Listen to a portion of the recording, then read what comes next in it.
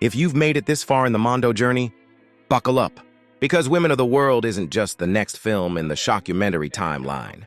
It's also one of the most uncomfortable. Released in 1963, Women of the World was directed by the same creative minds behind Mondo Cani, Gualtiero Jacopetti, and Franco Prosperi. But this time, they turned their lens entirely toward one subject: women.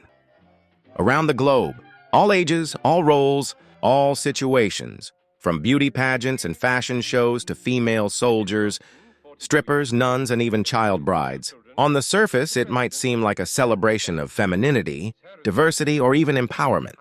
But don't let the title fool you.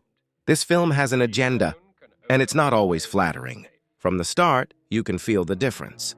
The tone is more voyeuristic, more judgmental, and at times, incredibly patronizing. It's like the filmmakers wanted to show every possible way women exist in the world, but forgot to include actual respect in the framing. The narration, delivered with a sort of smug, ironic detachment, often mocks or objectifies its subjects. For example, we see women bathing in milk, women auctioned off in tribal marriage ceremonies, women imprisoned, and women performing traditional dances, all presented with a strange mix of fascination and superiority. One moment you're watching a traditional ritual in Africa.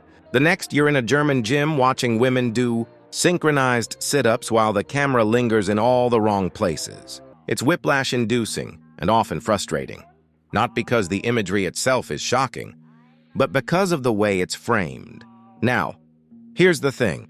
The footage in Women of the World is undeniably fascinating.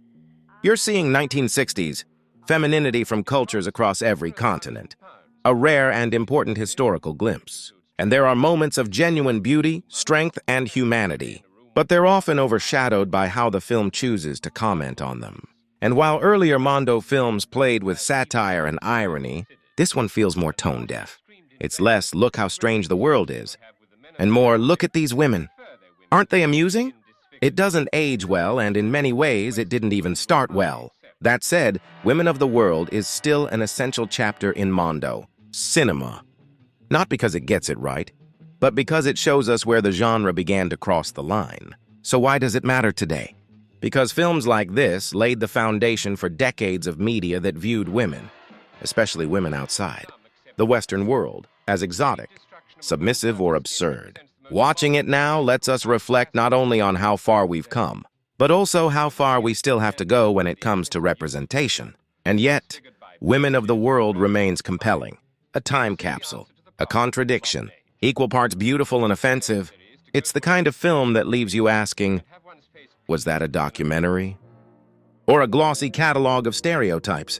And maybe the answer is both.